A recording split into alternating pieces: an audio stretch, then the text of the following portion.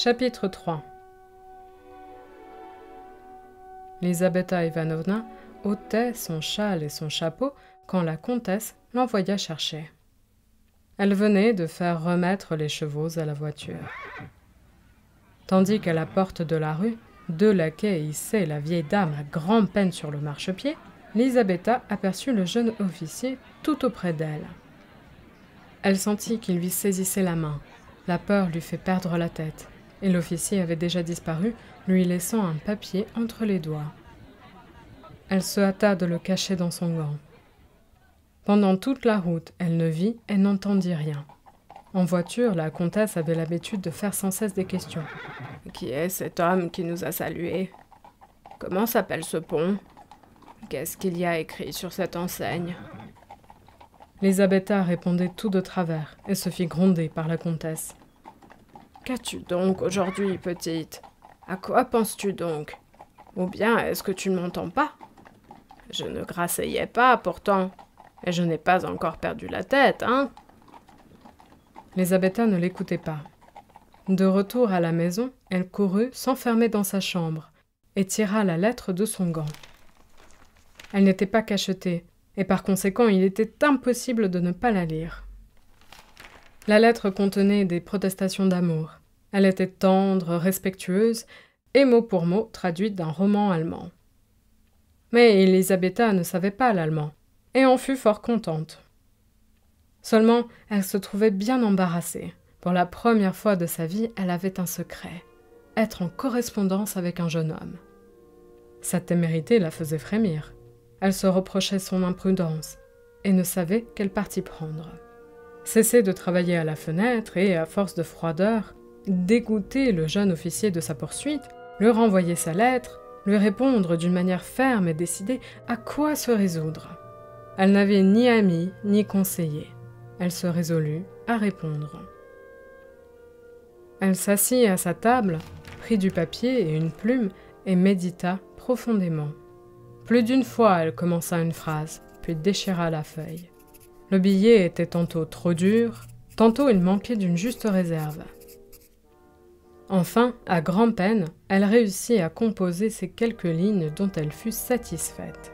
« Je crois, écrivait-elle, que vos intentions sont celles d'un galant homme, et que vous ne voudriez pas m'offenser par une conduite irréfléchie. Mais vous comprendrez que notre connaissance ne peut commencer de la sorte. Je vous renvoie votre lettre, et j'espère que vous ne me donnerez pas lieu de regretter mon imprudence. » Le lendemain, aussitôt qu'elle aperçut Hermann, elle quitta son métier, passa dans le salon, ouvrit le vasistas et jeta la lettre dans la rue, comptant bien que le jeune officier ne la laisserait pas s'égarer. En effet, Hermann la ramassa aussitôt et entra dans une boutique de confiseur pour la lire. N'y trouvant rien de décourageant, il rentra chez lui assez content du début de son intrigue amoureuse. Quelques jours après, une jeune personne aux yeux fort éveillés vint demander à parler à mademoiselle Lisabeta, de la part d'une marchande de mode. Lisabeta ne la reçut pas sans inquiétude, prévoyant quelques mémoires arriérés, mais sa surprise fut grande lorsqu'en ouvrant un papier qu'on lui remit, elle reconnut l'écriture de Hermann. « Vous vous trompez, mademoiselle, cette lettre n'est pas pour moi. »« Je vous demande bien pardon, » répondit la modiste avec un sourire malin. « Prenez donc la peine de la lire. » Lisabeta y jeta les yeux. Hermann demandait un entretien. « C'est impossible !» s'écria-t-elle, effrayée et de la hardiesse de la demande, et de la manière dont elle lui était transmise. « Cette lettre n'est pas pour moi. » Et elle la déchira en 1000 morceaux. « Si cette lettre n'est pas pour vous, mademoiselle, pourquoi la déchirez-vous » reprit la modiste. « Il fallait la renvoyer à la personne à qui elle est destinée. »« Mon Dieu, ma bonne, et excusez-moi, » dit Lisabeta toute déconcertée. « Ne m'apportez plus jamais de lettres, je vous en prie, et dites à celui qui vous envoie qu'il devrait rougir de son procédé. » Mais Hermann n'était pas homme à lâcher prise. Chaque jour, Lisabeta recevait une lettre nouvelle, arrivant tantôt d'une manière, tantôt d'une autre. Maintenant, ce n'était plus des traductions de l'allemand qu'on lui envoyait. Hermann écrivait sous l'empire d'une passion violente et parlait une langue qui était bien la sienne. Lisabeta ne put tenir contre ce torrent d'éloquence. Elle reçut les lettres de bonne grâce et bientôt y répondit. Chaque jour, ses réponses devenaient plus longues et plus tendres. Enfin, elle lui jeta par la fenêtre le billet suivant. « Aujourd'hui, il y a bal chez l'ambassadeur de N. La comtesse y va. Nous y resterons jusqu'à 2 heures. Voici comment vous pourrez me voir sans témoin. Dès que la comtesse sera partie, c'est-à-dire vers 11 heures, les gens ne manquent pas de s'éloigner. Il ne restera que le Suisse dans le vestibule, et il est presque toujours endormi dans son tonneau. Entrez dès que 11 heures sonneront, et aussitôt montez rapidement l'escalier. Si vous trouvez quelqu'un dans l'antichambre, vous demanderez si la comtesse est chez elle. On vous répondra qu'elle est sortie, et alors il faudra bien se résigner et partir. Mais très probablement, vous ne rencontrerez personne. Les femmes de la comtesse sont toutes ensemble dans une chambre éloignée. Arrivez dans l'antichambre, prenez à gauche et allez tout droit devant vous jusqu'à ce que vous soyez dans la chambre à coucher de la comtesse. Là, derrière un grand paravent, vous trouverez 2 portes. Celle de droite ouvre dans un cabinet noir, celle de gauche donne dans un corridor, au bout duquel est un petit escalier tournant. Il mène à ma chambre. Hermann frémissait, comme un tigre à l'affût, en attendant l'heure du rendez-vous. Dès 10 heures, il était en faction devant la porte de la comtesse. Il faisait un temps affreux. Les vents étaient déchaînés. La neige tombait à larges flocons. Les réverbères ne jetaient qu'une lueur incertaine. Les rues étaient désertes. De temps en temps passait un fiacre, fouettant une rosse maigre et cherchant à découvrir un passant attardé. Couvert d'une mince redingote, Hermann ne sentait ni le vent ni la neige. Enfin, parut la voiture de la comtesse. Il vit 2 grands laquais prendre par-dessous les bras ce spectre cassé et le déposer sur les coussins, bien empaqueté dans une énorme pelisse. Aussitôt après, enveloppée d'un petit manteau, la tête couronnée de fleurs naturelles, Lisabetta s'élança comme un trait dans la voiture. La portière se ferma et la voiture roula lourdement sur la neige molle. Le Suisse ferma la porte de la rue. Les fenêtres du premier étage devinrent sombres. Le silence régna dans la maison. Hermann se promenait de long en large. Bientôt, il s'approcha d'un réverbère et regarda à sa montre. 11 heures moins 20 minutes. Appuyé contre le réverbère, les yeux fixés sur l'aiguille, il comptait avec impatience les minutes qui restaient. À 11 heures juste, Hermann montait les degrés, ouvrait la porte de la rue et entrait dans le vestibule, en ce moment fort éclairé. Oh bonheur, point de Suisse. D'un pas ferme et rapide, il franchit l'escalier en un clin d'œil et se trouva dans l'antichambre. Là, devant une lampe, un valet de pied dormait, étendu dans une vieille bergère toute crasseuse. Hermann passa prestement devant lui et traversa la salle à manger et le salon, où il n'y avait pas de lumière. Mais la lampe de l'antichambre lui servait à se guider. Le voilà enfin dans la chambre à coucher. Devant l'armoire sainte, remplie de vieilles images, brûlait une lampe d'or. Des fauteuils dorés, des divans aux couleurs passées et aux coussins moelleux étaient disposés symétriquement le long des murailles tendues de soieries de la Chine. On remarquait d'abord 2 grands portraits, peints par Madame Lebrun. L'un représentait un homme de 40 ans, gros et haut en couleur, en habit vert clair, avec une plaque sur la poitrine. Le second portrait était celui d'une jeune élégante, le nez aquilin, les cheveux relevés sur les tempes, avec de la poudre et une rose sur l'oreille. Dans tous les coins, on voyait des bergers en porcelaine de Saxe, des vases de toutes formes, des pendules de Leroy, des paniers, des éventails et les 1000 joujoux à l'usage des dames, grande découverte du siècle dernier, contemporaine des ballons de Montgolfier et du magnétisme de Mesmer. Hermann passa derrière le paravent, qui cachait un petit lit en fer. Il aperçut les 2 portes. À droite, celle du cabinet noir, à gauche, celle du corridor. Il ouvrit cette dernière, vit le petit escalier qui conduisait chez la pauvre demoiselle de compagnie, puis il referma cette porte et entra dans le cabinet noir. Le temps s'écoulait lentement. Dans la maison, tout était tranquille. La pendule du salon sonna minuit et le silence recommença. Hermann était debout, appuyé contre un poêle sans feu. Il était calme.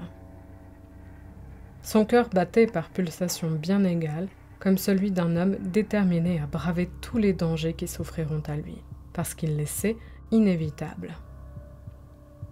Il entendit sonner 1 heure, puis 2 heures, puis, bientôt après, le roulement lointain d'une voiture.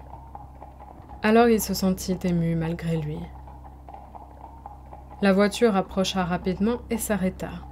Grand bruit aussitôt de domestiques courant dans les escaliers, des voix confuses, tous les appartements s'illuminent, et 3 vieilles femmes de chambre entrent à la fois dans la chambre à coucher. Enfin, paraît la comtesse, momie ambulante, qui se laisse tomber dans un grand fauteuil à la Voltaire. Hermann regardait par une fente. Il vit Elisabetta passer tout contre lui et il entendit son pas précipité dans le petit escalier tournant. Au fond du cœur, il sentit bien quelque chose comme un remords, mais cela passa. Son cœur redevint de pierre. La comtesse se mit à se déshabiller devant un miroir. On lui ôta sa coiffure de rose et l'on sépara sa perruque poudrée de ses cheveux à elle, tout ras et tout blanc. Les épingles tombaient en pluie autour d'elle. Sa robe jaune, lamée d'argent, glissa jusqu'à ses pieds gonflés. Hermann assista, malgré lui, à tous les détails peu ragoûtants d'une toilette de nuit. Enfin, la comtesse demeura en peignoir et en bonnet de nuit. En ce costume, plus convenable à son âge, elle était un peu moins effroyable. Comme la plupart des vieilles gens, la comtesse était tourmentée par des insomnies. Après s'être déshabillée, elle fit rouler son fauteuil dans l'embrasure d'une fenêtre et congédia ses femmes. On éteignit les bougies, et la chambre ne fut plus éclairée que par la lampe qui brûlait devant les saintes images. La comtesse, toute jaune, toute ratatinée, les lèvres pendantes, se balançait doucement à droite et à gauche. Dans ses yeux ternes, on lisait l'absence de la pensée. Et en la regardant se brandiller ainsi, on eût dit qu'elle ne se mouvait pas par l'action de la volonté, mais par quelque mécanisme secret. Tout à coup, ce visage de mort changea d'expression. Les lèvres cessèrent de trembler, les yeux s'animèrent. Devant la comtesse, un inconnu venait de paraître. C'était Hermann. « N'ayez pas peur, madame », dit Hermann à voix basse, mais en accentuant bien ses mots. « Pour l'amour de Dieu, n'ayez pas peur. Je ne veux pas vous faire le moindre mal. Au contraire, c'est une grâce que je viens implorer de vous. » La vieille le regardait en silence, comme si elle ne comprenait pas. Il crut qu'elle était sourde et, se penchant à son oreille, il répéta son exorde. La comtesse continua à garder le silence. « Vous pouvez, continua Hermann, assurer le bonheur de toute ma vie, et sans qu'il vous en coûte rien. Je sais que vous pouvez me dire 3 cartes qui... » Hermann s'arrêta. La comtesse comprit sans doute ce qu'on voulait d'elle. Peut-être cherchait-elle une réponse. Elle dit « C'est une plaisanterie. Je vous le jure. Une plaisanterie. »« Non, madame, » répliqua Hermann d'un ton colère. « Souvenez-vous de Chaplitzky que vous fîtes gagner. » La comtesse parut troublée. Un instant, ses traits exprimèrent une vive émotion, mais bientôt ils reprirent leur immobilité stupide. « Ne pouvez-vous pas, dit Hermann, m'indiquer 3 cartes gagnantes ?» La comtesse se taisait et continua. « Pourquoi garder pour vous ce secret? Pour vos petits-fils, ils sont riches sans cela. Ils ne savent pas le prix de l'argent. À quoi leur serviraient vos 3 cartes? Ce sont des débauchés. Celui qui ne sait pas garder son patrimoine mourra dans l'indigence. Eût-il la science des démons à ses ordres? Je suis un homme rangé, moi. Je connais le prix de l'argent. Vos 3 cartes ne seront pas perdues pour moi. Allons. » Il s'arrêta, attendant une réponse en tremblant. La comtesse ne disait mot. Hermann se mit à genoux. « Si votre cœur a jamais connu l'amour, si vous vous rappelez ces douces extases, si vous avez jamais souri au cri d'un nouveau-né, si quelque sentiment humain a jamais fait battre votre cœur, je vous en supplie, par l'amour d'un époux, d'un amant, d'une mère, par tout ce qu'il y a de saint dans la vie, ne rejetez pas ma prière. Révélez-moi votre secret. Voyons, peut-être se lie-t-il à quelque péché terrible? À la perte de votre bonheur éternel? N'auriez-vous pas fait quelque pacte diabolique? Pensez-y, vous êtes bien âgé et vous n'avez plus longtemps à vivre. Je suis prêt à prendre sur mon âme tous vos péchés, à en répondre seul devant Dieu. Dites-moi votre secret. Songez que le bonheur d'un homme se trouve entre vos mains, que non seulement moi, mais mes enfants, mes petits-enfants, nous bénirons tous votre mémoire, et vous vénérerons comme une sainte. La vieille comtesse ne répondit pas un mot. Hermann se releva. « Maudite vieille !» s'écria-t-il en grinçant des dents. « Je saurais bien te faire parler !» Et il tira un pistolet de sa poche. À la vue du pistolet, la comtesse, pour la seconde fois, montra une vive émotion. Sa tête branla plus fort, elle étendit ses mains comme pour écarter l'arme, puis tout d'un coup, se reversant en arrière, elle demeura immobile. « Allons, cessez de faire l'enfant !» dit Hermann en lui saisissant la main. « Je vous adjure pour la dernière fois. Voulez-vous me dire vos 3 cartes, oui ou non ?» La comtesse ne répondit pas. Hermann s'aperçut qu'elle était morte.